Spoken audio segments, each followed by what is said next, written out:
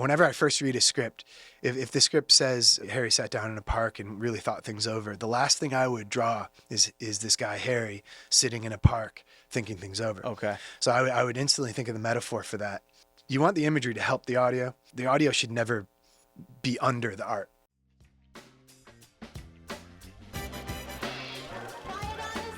Welcome back to the In Crowd Diagonal Media's podcast with people in the film, media, advertising, TV, and animation world.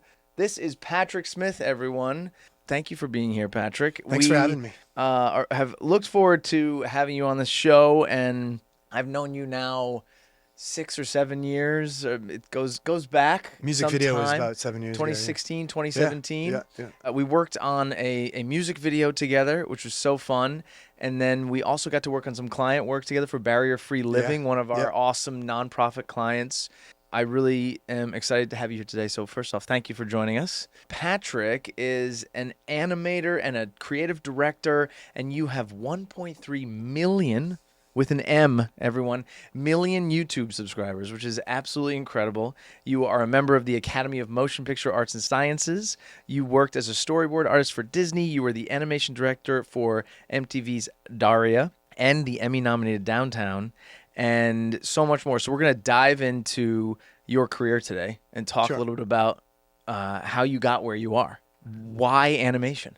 Whenever I talk to other animators, they always have this epiphany moment where they knew that what they wanted to do. Matter of fact, I think a lot of artists have this like just sudden moment. And mine was, I used to be a big snowboarder, and I injured myself really badly in college, and I couldn't ride. So I found myself in the library at University of Massachusetts, and I picked up a book on animation, and that was it. I looked at this book. I couldn't believe how these drawings, the mechanics behind them, how people hand drew them.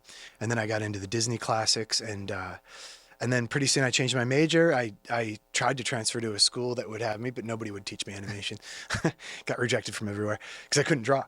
And so I taught myself how to draw, and a couple years later, the short story goes, it's really interesting. This is back when MTV did these 10-second ID spots. You know, these, I know of them. Yeah, they were really cool because every single ID spot was done by an independent animator that they just contracted.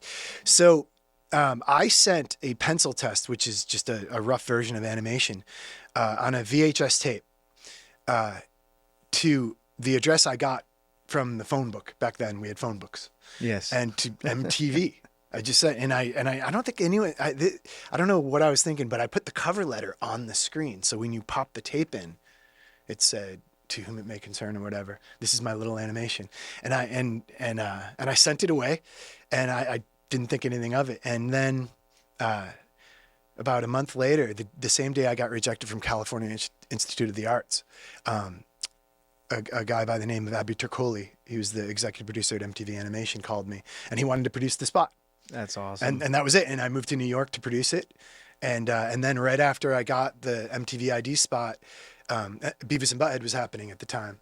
And I kind of maneuvered my way into a job on Beavis. That's awesome. And I didn't really know anything about animation. I didn't know how to draw. Fortunately, Beavis and Butthead is pretty crude. It didn't require a lot of drawing skills. So I learned on the job, and and then I spent the next 15 years of my life in New York building a career.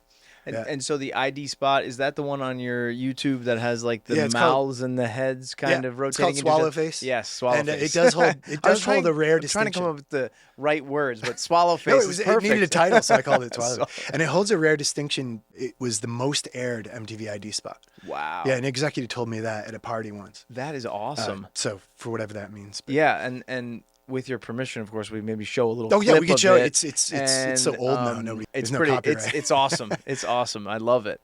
And so you're working on Beavis and Butthead in New York. That was all done in New York.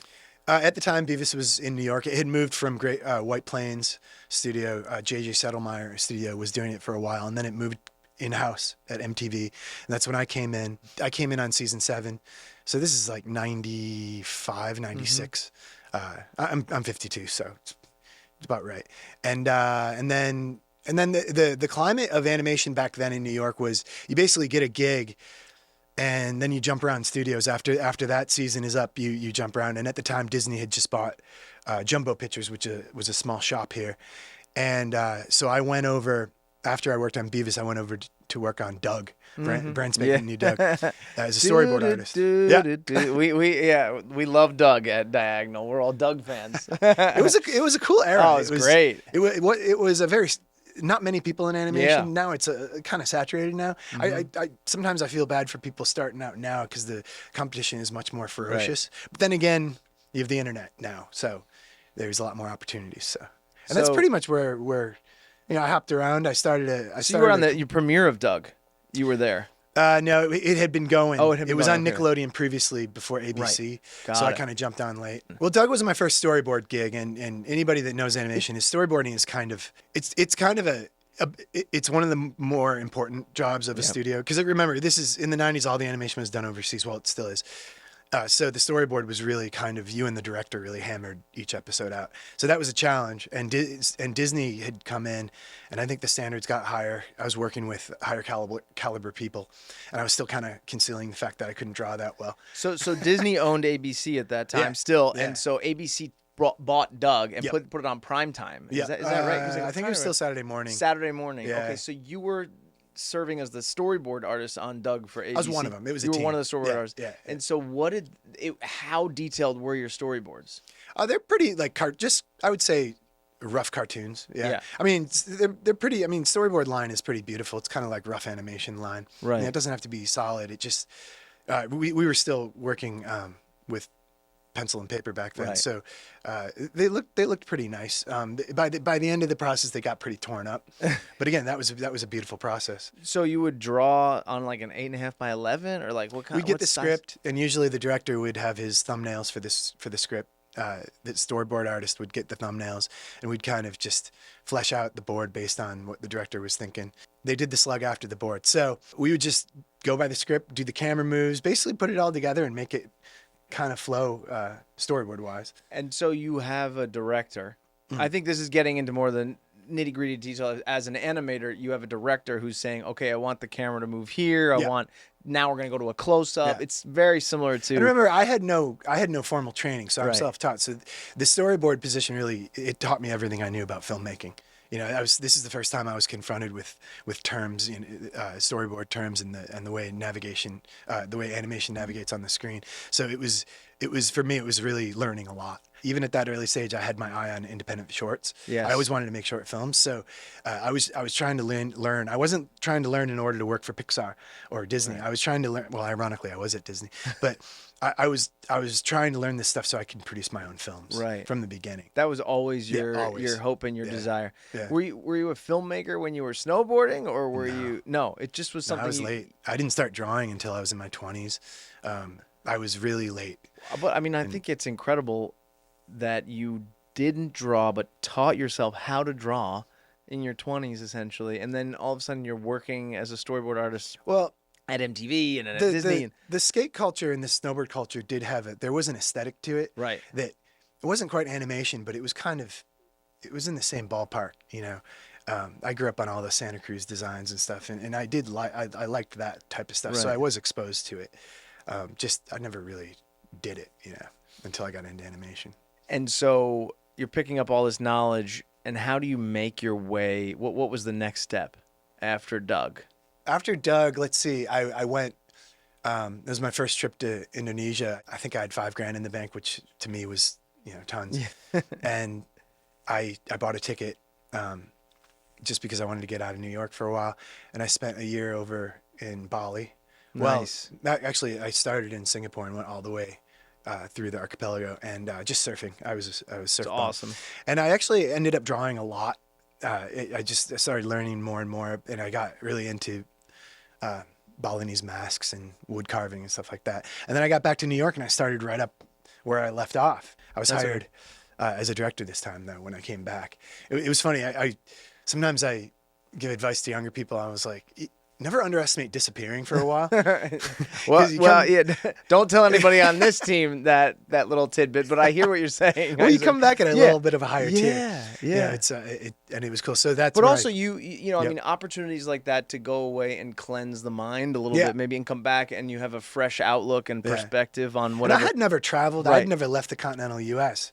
outside of being born in Puerto Rico. I'd never left U.S. soil. So, it was. For me, it was the first time I had any money, so the first thing I did was travel. Yeah, that's awesome. So, which I think a lot of people can relate to. Absolutely. Traveling is expensive. Sure is. But so you come back from this epic trip down the Singaporean, in Bali, and you are immediately hired as an animation director? I did. So I came back home, and what did I do? I did a couple art installations up in Boston. I had a studio there. I was actually working on my first film, and while I was doing the film, I did this funny arts installation. And there was a development executive at MTV at the time named Eric Calderon, who I knew pretty well, and he wanted me to pitch something to MTV for this sports and music festival they were having in Austin. It's kind of it was the predecessor to the X Games, right? And I was like, oh, sure. And I had a couple cartoons I was working on with these snowboarders and stuff and skateboarders. It's kind of my thing. And so he brought me back to New York to work on that. And then when I directed a bunch of animation for that. And then I started on, I mean, this is condensing it a bit, but I started on Downtown, which my buddy Chris Parnowski created. And, wow. And so they staffed up for that. And that was my first like official directing job on a series. Animation director. Yeah. So what are you doing in that role?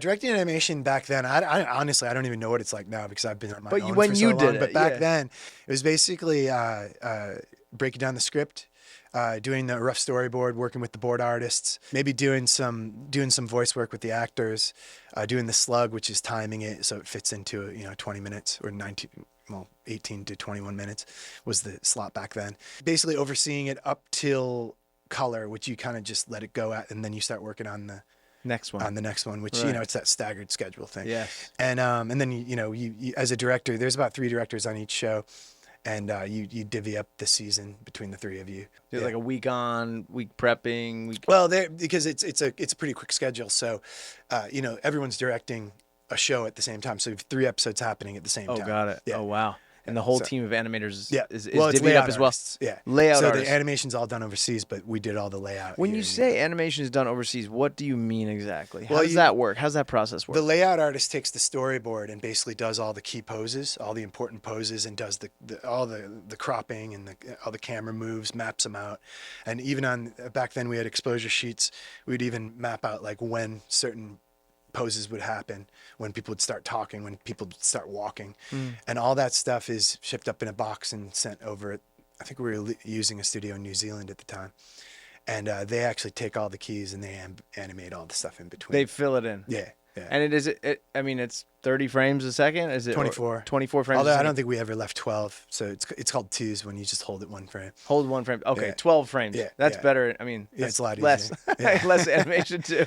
I'm sure a lot of our animation team that's here is understanding this more than me because I'm like 24 frames, and they're probably like, no, it's 12. We're good. We're good at 10 maybe. So you find yourself on this epic show, Daria, which is and that was a hit. That was like almost like a sleeper hit in a way, because did they expect it to be? I didn't like it when I first saw it. I thought it would fail. Because, my friend Karen Disher, who right after this period went on to direct story at Blue Sky, she became like a real rock star. She was kind of the creator of Daria. In a way, she designed all the characters. I saw the pilot and I thought it was just going to fail. I was like, no one's going to watch this. Who voices Daria? Was it? Tracy Grandstaff. Okay. Yeah. People think it's Janine Garofalo. Janine Garofalo. They thought, but okay. It's okay. Fantastic. Maybe it's influence. Yeah, might be a little bit. So I didn't think it was going to do well. It's a spin-off of Beavis, Right. But it did great. It's probably the most successful show outside of Beavis they did.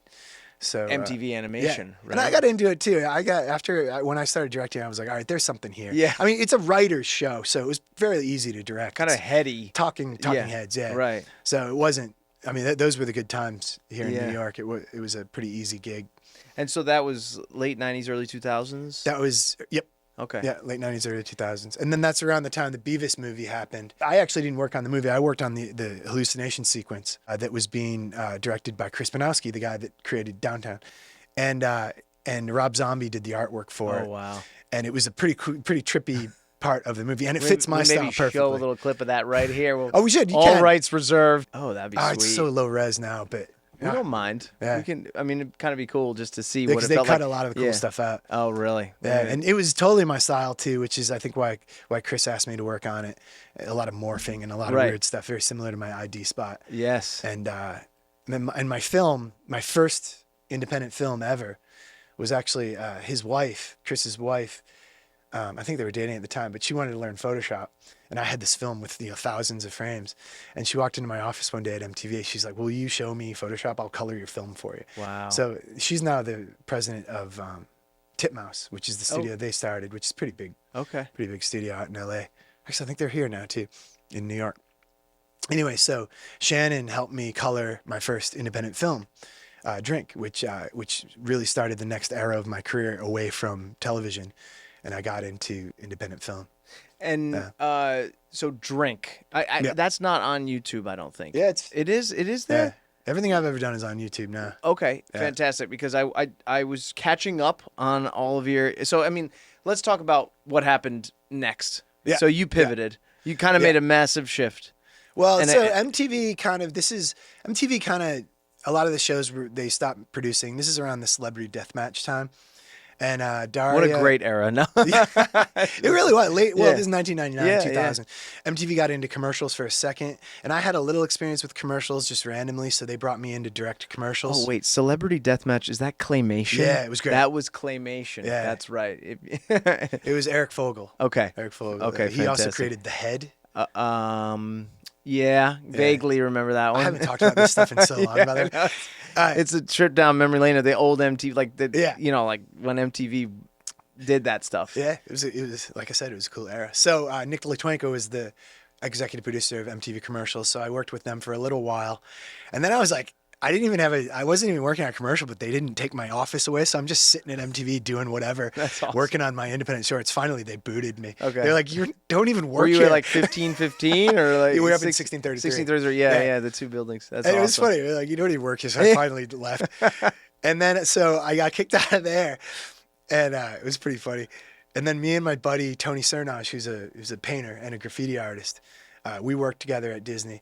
We went in and we got a studio together in Tribeca because we both didn't want to do any more television production. Right. We just wanted to do the art thing. I wanted to do the independent film. He wanted to do the fine art. So we split a loft down in Tribeca, and that's when I started making independent films full time. Still doing commercials, but that's really when the shift happened, and that's kind of like last time I worked with anybody really. I started to just work on my own with maybe a couple people helping me, but. Yeah, that was so cool. 2000, around 9/11, which of course affected Tribeca pretty majorly. Yeah. That was the next era. Yeah. And so you made a choice to kind of leave almost like corporate television and go and pursue your own thing. Yeah, probably wasn't the best decision, but I didn't. Well, it paid off in in hindsight, right? Did it? I feel like it did. Jury's out on that one, but I think it did too. But I never really wanted to work for anyone. Right. Yeah, I always wanted to do my own thing. I understand that. Yeah, as you would know. Anybody who has started a company understands that. And I got really into these animated shorts. Like I was on a steady diet of Bill Plimpton shorts. Bill Plimpton. All the New York, classic. New York people that were making Candy Kugel, George Griffin, all these like legendary indies. And to me, they were so legendary. I mean, they were pretty subculture stuff, really. Right. But to me, that was way cooler. Bill Plimpton was like a guy's head explodes and this kind of stuff. He did Your Face, which put him on the map. Right. He was also a pretty active political cartoonist before he got into animation. And he became a pretty good friend. When I released Drink in 2000, it did really well in film festivals. And that's when I first met him. And we struck up a friendship, although he did call me Peter for like the first 3 years of our relationship. And then I just started making shorts. Okay. And kind of using commercials to fund my independent shorts. And how has your process, what was your process and how has it shifted? Well, Because I'm still I'm making imagining shorts. it's 23, 24 years of doing this, Yeah. that your tools have changed. Yeah. Yeah. It shifted a lot. I used to spend a lot more time, and it used to be like half the quality. Okay. So now I spend a fraction of the time, and it's way better quality. Wow. And it's way cheaper now. But the thing is, I have chops now. I didn't really have chops back then. I was kind of still learning a lot of this stuff. Animation's hard, especially if you struggle with drawing like I always have. And it was, and I was spending too much money on these films. Let me ask you that, but like animation, why is it hard? Tell me what you find difficult about it, even though it is your passion. Yeah. Well, maybe to be more precise, the method I chose is difficult. I really love animation that moves a lot, hand drawn that moves a lot, and has simple storytelling methods, but the art itself has to be crafted frame by frame. Like it really bothers me if anything looks cut and pasted or computery, even though I'm working primarily on a computer now. It's like there's a lot of cheap animation out there, and it's cool, but I've always been drawn to the more the line that is alive, right? And that is a pain. You got to draw every frame, and there's really no other way to do it until AI comes along. You occasionally work with an assistant, so are you doing all 12 frames per second? So when it comes to my films, I did use 24 quite a bit. Well, it depends with the motion. So animation, basically it's, you can even use 3. So you can go from 6 frames a second to 24 frames per second, depending on the motion. If someone's in a dead sprint, you'll probably do 1s. Got it. Anything that's moving quickly is going to be in 1s. Anything that's moving slowly, you can get away with 3s. Got it. Which, even now, sometimes 8s looks good. It I depends on love the this motion. terminology because I've never spoken about it in so 1s you and held it 3s. 8 times. But it's fantastic. It's all based on 24, though. Got it. Right. So if you do it on 2s, it's 12. If you do on 6s, it goes like that. So you need to know math, essentially. yeah, I guess it's kind of ingrained in my brain now. But but that's like awesome. awesome. I work on a timeline in Adobe. What do I use? Adobe. They've renamed it so many times. It's called Adobe Animate, and I work on a 24 frame second. Got it. Timeline. So and so you're able to overlay frames and it has trace. an onion skin. It's pretty. I use it in a very traditional way.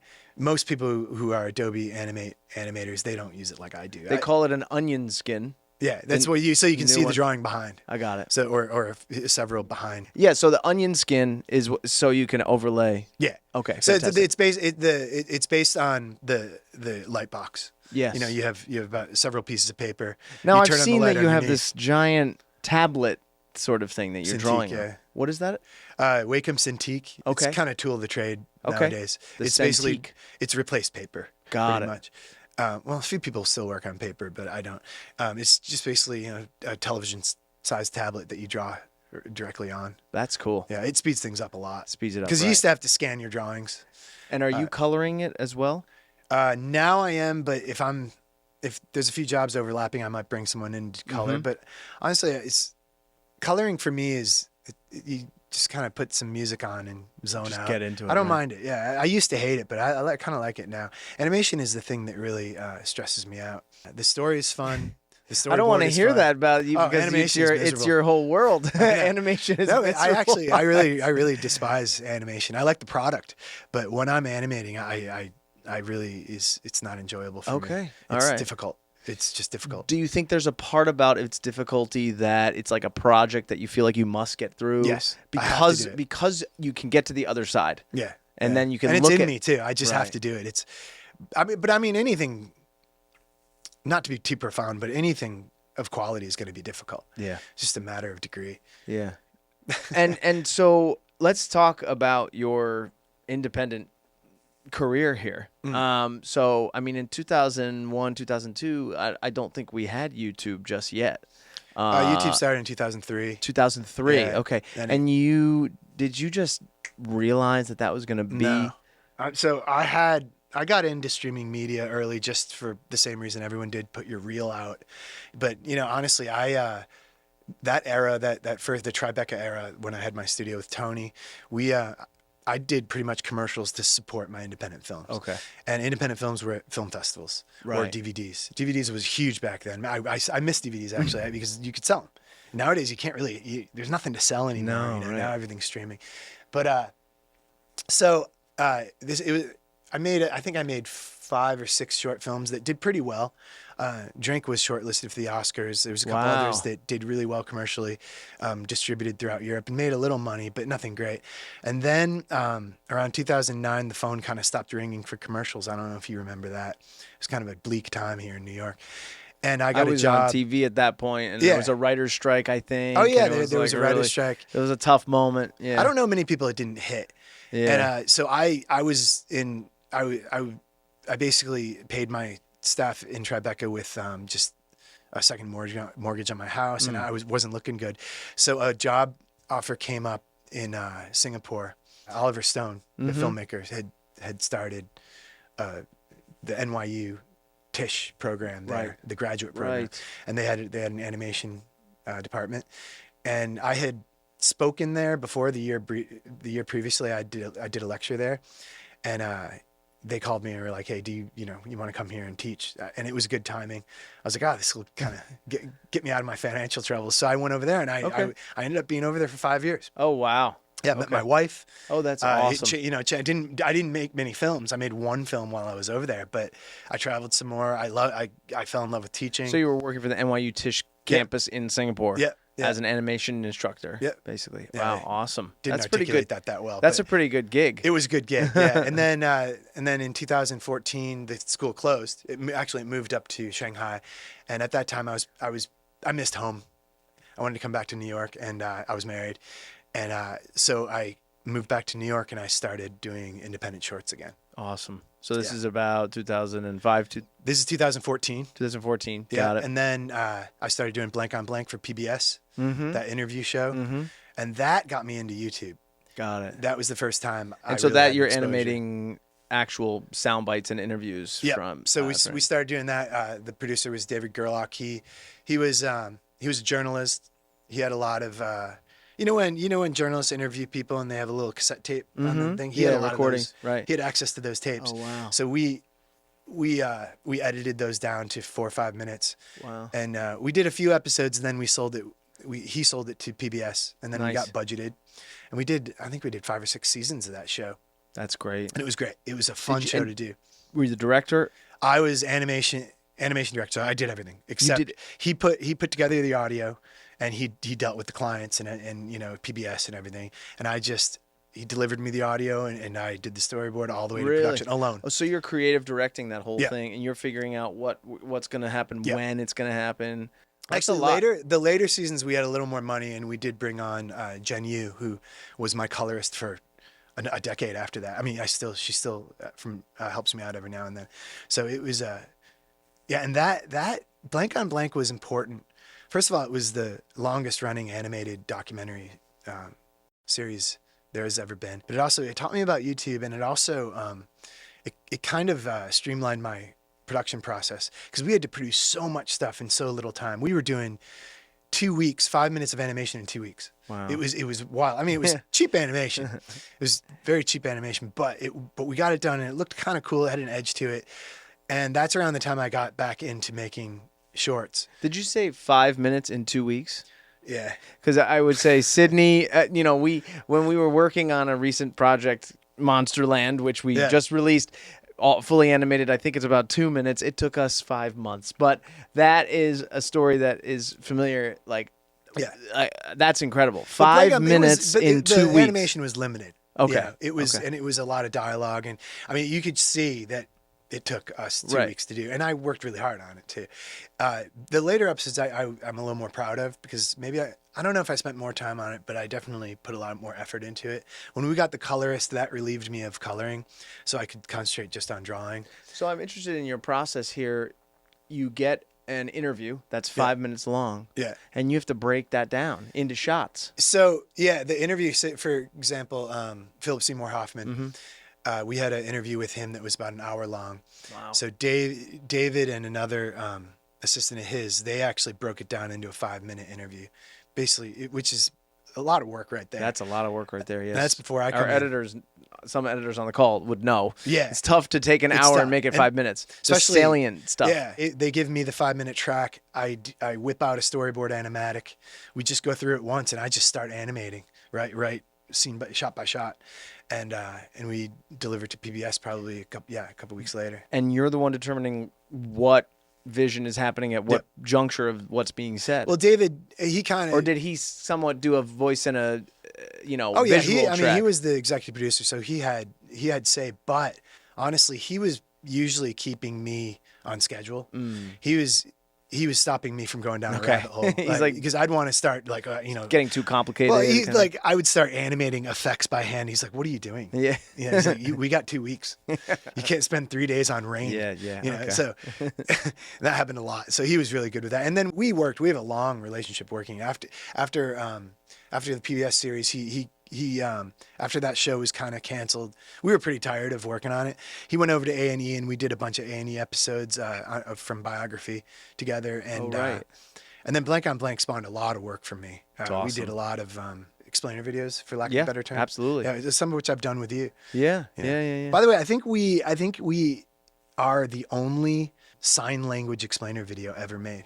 Wow. I'm pretty sure. If I'm wrong, I tried to find one. That sign language explainer video for voting Yeah. is actually for our friends at the Harlem Independent Living Center. Yes. We did that for. Yep. Oh, that's amazing. And there was no audio. No. I think I threw music on just for I know. those of us who hear. Yeah. It was purely for the That deaf. was fantastic. Yeah, and I don't think there was ever a cartoon for the deaf. That's amazing. If I'm wrong, I That's apologize, some groundbreaking work Yeah, that we got to do together. Yeah, that was a great. And that was about getting the vote out Yeah. to the deaf and hard of hearing community. Yeah, I was proud of that piece. Yeah, that's really awesome. And the barrier-free living piece also about gaslighting was beautiful. Oh, right. Yeah. With the butterfly and the way that we had to visualize that. That was deaf as well, right? That was also for deaf and hard of hearing. Yeah. But barrier-free living works with victims of domestic violence. Right.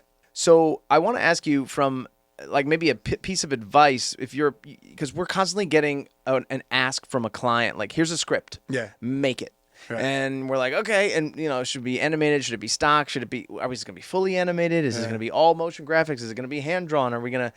And so what advice would you give to a team that receives a script that's a minute or 2 minutes long on crafting visuals for that from scratch almost? Well, I know what I do. I can't speak for every animation director, but I look for visual language. Anything that's visual, you can punch up. I kind of have a motto with my work, especially when I work with scripts, is the audio is king. You want the imagery to help the audio, so it strengthens the audio. The audio should never be under the art. Got it. The art should always be under the audio. So I always keep that in mind. Whenever I first read a script, if the script says, Harry sat down in a park and really thought things over, the last thing I would draw is this guy, Harry, sitting in a park thinking things over. Okay. So I would instantly think of the metaphor for that, whether it's a pigeon sitting on a tree branch looking at a guy, maybe, but who is Harry, the pigeon, or you try to find a clever metaphor. That was a horrible example, but that's actually a pretty good example. but it's what I we love pigeons as well at Diagonal Media. We have an affinity for pigeons. Pigeons are great. Yeah, great pigeons icon. are great. Well, the great thing about a pigeon is everyone knows what a pigeon is. Everyone knows how they move, so you can work with it. Whereas a guy on a bench, you've seen it a gazillion times, and it's always boring. Right. Right. So I always try to eliminate anything that's like visually boring. And the metaphor is really key, because there's always something you can do. Like, I remember I was doing Dolly Parton talking about how her little siblings used to pee on her. Literally. And I'm like, what the hell am I going to do on this one? They can't pee. Right. That would be on the nose and kind of gross. Yeah.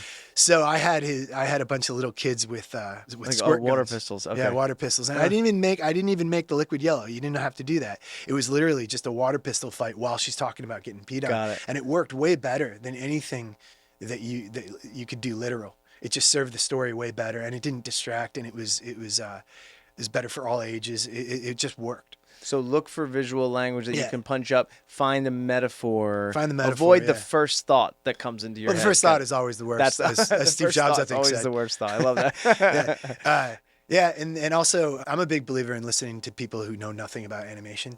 Usually the best ideas come from them. That'd be me. So maybe clients. that's why we do so well sometimes. So I'll be like, let's try this. No, I hear what you're saying. I think, and also the strength of our animation team, because they are so excellent.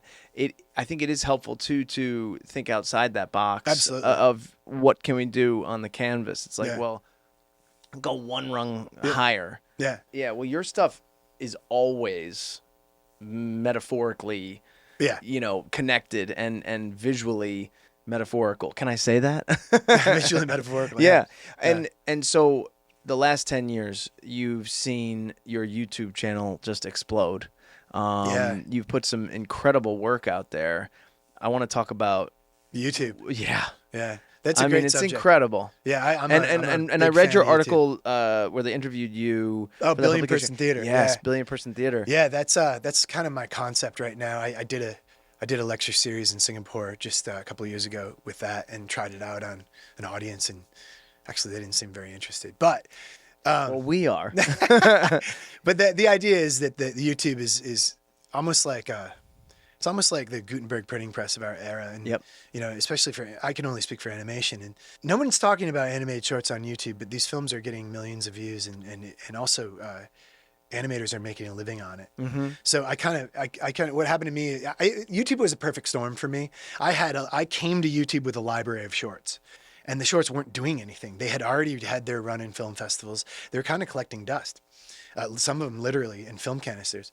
And I've always been pretty good with online stuff. I've always been pretty ahead of the curve. Mm-hmm. And I had a YouTube account, for my reel and everything, but Frederator was managing my channel. And the channel wasn't really doing anything. I think I was making a couple $100 a month on my film Handshake. Okay. Handshake was just and that's where the man two people meet. Yes, the man meets a woman on the sidewalk, and then they kind of made handshake. a silly putty. They stick together. Yeah. It's pretty easy film. Which is a running theme.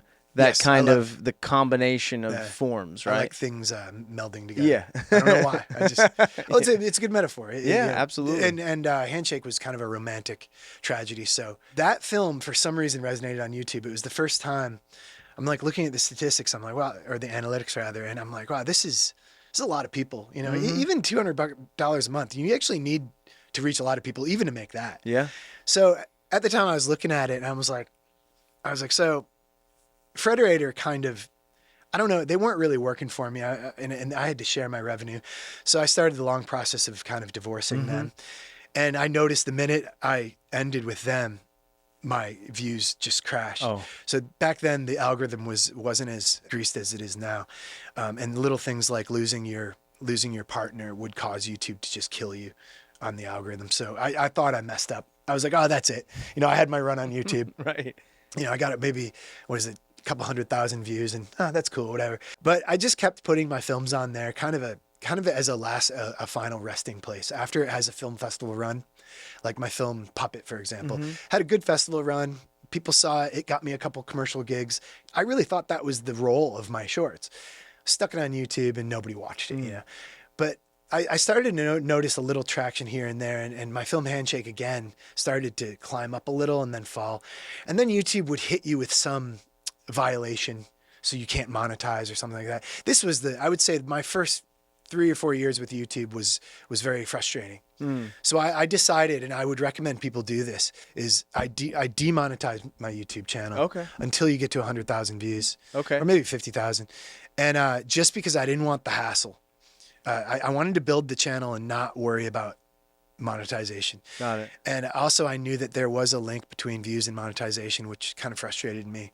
I didn't think there should have been. Do you mean 100,000 views or subscribers? Subscribers. Okay. Yeah. Got it. So that's a lot of subscribers. It is. But the thing is when you hit 100,000 subscribers, YouTube leaves you alone. Okay. Because then you're a player. Got it. They just, instead of hitting you with a violation, they hit someone else who's copying your work. Okay. So they don't see you as a copycat anymore. They take you seriously. So that's what happened. How do you think you got to 100,000? Handshake? Yeah. And my film, and another film that went viral. So I had 2 viral films, Handshake and Poor 585. Yes. And more so Poor 585. That film really... That's got almost 250 million views. Yeah, it's pretty obscene. That's incredible. Yeah. And that film kind of launched the channel, to be fair. The whole trick with YouTube is to have one viral hit. And I've talked to a lot of YouTubers and they say the same thing. You got to find the one viral and then you grow your channel off of that. I could probably talk 3 hours about YouTube and how to build a channel and the algorithm, that could which be I an love. extended special edition of the In Crowd where we have Patrick talk about YouTube. Tell me about, so some of these themes, these common themes of that, because Poor 585 has wine glasses essentially pouring some substance, wine, I suppose, into the next person, and trying to, and there's a lot of metaphor in there about addiction and whatnot, and also that the music video that we worked on had some of that success, or like conquering addiction in a way, in the animation, metaphorically. And then did the addiction policy forum find you, or did you find them? How did that happen? I think they found me through Blank on Blank. Oh, okay. Because a lot of the Blank on Blank episodes had to do with addiction. Got it. Well, the Philip Seymour Hoffman was a good example. Yes. And they resonated more than the others because they were a little more, I think the episodes were just a little more poignant. Mm-hmm. And so I think she found me that way. And then there's some great visual metaphors in the addiction itself for some reason lends itself to metaphor. I don't know why it does it so well. Maybe because it's such a visceral thing. Right. Projects like Poor 585, I wouldn't say it's about addiction, but there is an obvious metaphor of pouring the contents of your head into someone else's. Got it. It could be indoctrination. It could be just education. It could be spreading knowledge. It could be poisoning people. There's a lot of things there. In Poor 585, it was a pretty simple idea that the victim becomes the tyrant. Right. And the cycle of that, which I've always been pretty fascinated by, is the cycles in general. And because our lives are cycles, so I think maybe that was one of the things that resonated with that film. It's a very simple story. Do you script these, or are you just going into them kind of like here's what I know, and this is how I'm going to get right into it? I have my way of constructing a story, and every time I create a story, and I've created quite a few stories now, they're always based on an idea, just a very simple idea, and I work outward from that idea. So the idea could be visual. The idea could be, this character's head fits perfectly into this wall. The shape of the head fits into the hole in the wall. I was like, I like that. There's something about that I like. And for me as an animator, it's satisfying. And there's something I can build here. There's meaning here. I'm not sure what it is yet, but there's meaning here. So as an artist, I think I get the visual idea first, and then I work outward from that. And by the way, that's for my film Patari, which was, Patari means to fit together in Japanese. Patari was, it became this story about this character who, it's kind of this character who just fits his head into these boulders and then flips them up and destroys each boulder. Of course, there's an entity, which is a boulder that doesn't move.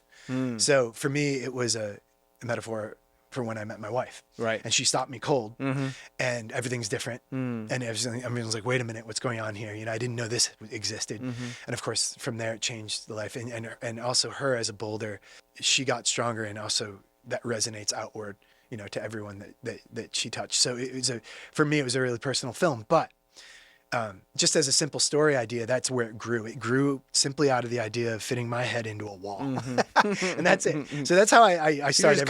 You're just kind of, these are just ideas that come to you. Do you write them down? Do you throw them in a note? I have a morgue I call it a morgue. It's an old Disney term, of ideas. I probably have a couple hundred ideas. Some are better than others. They're pretty awful. And also some ideas become one idea. Like I'd say 5 or 6, maybe I'll drop certain things and becomes another idea. Like right now I'm working on a film. Should be done next month. It's called Broken. It's not my wine glass. And this characters. is a new one coming out on YouTube. Oh, maybe we can time the release of this with time of Broken. That'd be kind of cool. Probably be mid-May that's all right. Early May. We can do that. That's cool. Unless. But you had to come for this dang interview today. No, you'd be working on it.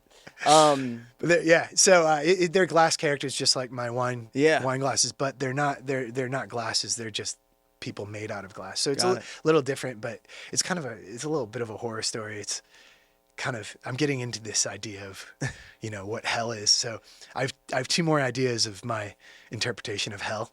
And it's not, of course, what I said before, it's not fire and brimstone. Right. Hell is actually a very sunny day filled with smiley people. Yeah. So that's kind of the theme I'm going on now. I have another one called Height, which is basically accepting what you have, accepting what you are, and actually, when you're envious of others, they're actually in hell and you're not. So it's okay. it's this idea that, you know, what you think other people have is actually not real, and it's so ripe for metaphor, visual Right. metaphor, and I'm having a lot of fun with it. That's awesome. You know, it's So do you show your work to your family first? oh yeah. My wife is probably my biggest critic.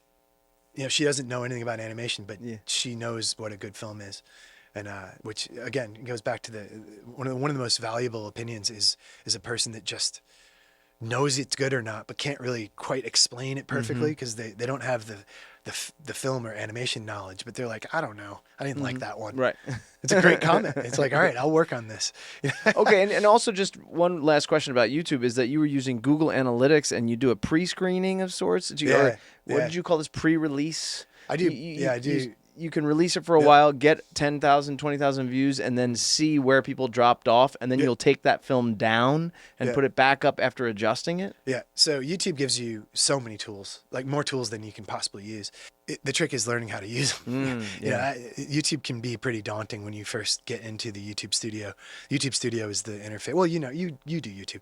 The YouTube Studio is the interface that creators use, it has a lot of features, but one of them I do pre-releasing. I'm not the only one that does this. I think some people do it who have figured out that they can test. It's almost like the ultimate focus group, you know. So I guess I could start calling it focus group. It's just 10,000 people. It's not, you know, 500. And I can see where people drop off, people lose interest, and where people are interested. And also I can screen it to members. I can screen it to people that have never seen my stuff before. Like if I put it on an end tag on a short, not a short, you don't do end tags on shorts. If I do an end tag on a video that's pretty well known, I can see the analytic just for new viewers as opposed to the viewers that know my work and see what the differences are, and like see that, oh, people that know my work like it, people that don't know my work swiped away. So, you know, there's a lot of things like that you can do with analytics. You got to be kind of like a data junkie. Even if you lose 40% of your audience, as long as they're steady, as long as the remaining audience is steady, that's good. Okay. Everything drops off in the beginning. That's a good tip. Yeah. As long as it remains, because a lot of people's like, oh, we dropped. Yeah. But then it remains. It's retention. Right. Yeah, retention. It's, viewer retention. If it pops up, that means people are replaying it, which is good. If people are replaying it. If it drops off too much in the beginning, you might want to make sure your title isn't too long. Long titles will kill a film.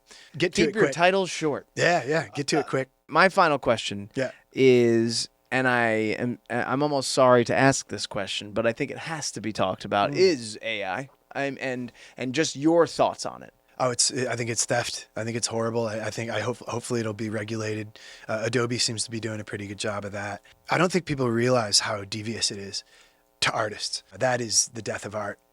You know, when you take it away from the creator like that. And also, I think the novelty is already wearing off. I'm sick of seeing it, honestly. I'm sick of seeing these overly cinematic, dramatic shots of horses tromping in the snow and all this crap that has no artistry or aesthetic whatsoever. It's drivel. It's drivel, yeah. In the beginning, I was like, oh, it's a tool artists will use. No, I don't. I mean, it very well may put me out of business, but if this was what puts me out of business, then yeah, whatever. I mean, we're all thinking it in the creative world. I mean, we look at Sora, OpenAI, some of the stuff that they're posting, the shorter videos of, you know, I don't know, and an alien roaming the streets of London, you know, and it's like, oh, that's pretty dang good. This Pink Floyd did this music video contest, and one of the winners was an AI. They probably did it in a day. Actually, I think the filmmaker said he did it in a day. He submitted an AI. It's beautiful. It won't be beautiful in 2 months. Right. But it's so novel that even I looked at it, I was like, all right, it's pretty wild. I think that's a valid, you know, take on what's happening, and I think you're right. I mean, it is theft, right? Because and I think it does need to be regulated 100%. Yeah. Now, I don't know. I'm no expert in AI, but I think you can train these models on your own artwork, and that I can't imagine having a problem with that.